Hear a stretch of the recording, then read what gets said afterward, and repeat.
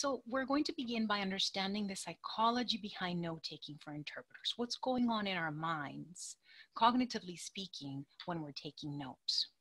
Now, first of all, let's start off with what happens when you take note of phone numbers. I do this exercise with my students in which I have them take down a series of phone numbers, and I have them use the typical way we usually do when we take down a phone number, which is we use Arabic numbers.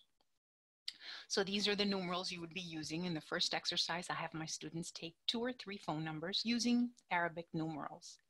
And then I have them using other alternatives to avoid using Arabic numerals. I have them using, for example, Roman numerals such as this, or I'll have them using letters. For example, 1 would become an O and 2 would become a 2W.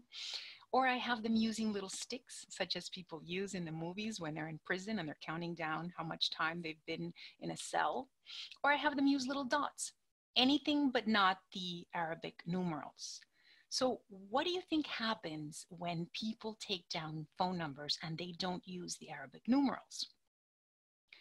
You guessed it, it's usually easier with the Arabic numerals. People have a much higher rate, a much higher accuracy when they use Arabic numerals. And why is that? Why is it that when they were using the dots or when they were using the Roman numerals, their accuracy drops significantly? That's because when you're using these symbols, Arabic numerals, you can automatically use them. When you hear the number 3, you immediately think of that shape, of that symbol of the 3, and you immediately, it pours out of your fingertips without even having to think about it. It's absolutely automatic. So these set of symbols are automatic to you. And there's also a technique that you're applying. When you're taking down numbers, usually we put the first 3 numbers in parentheses, then the next 3 numbers go by themselves, and then they're followed by a dash, and then the last 4 numbers.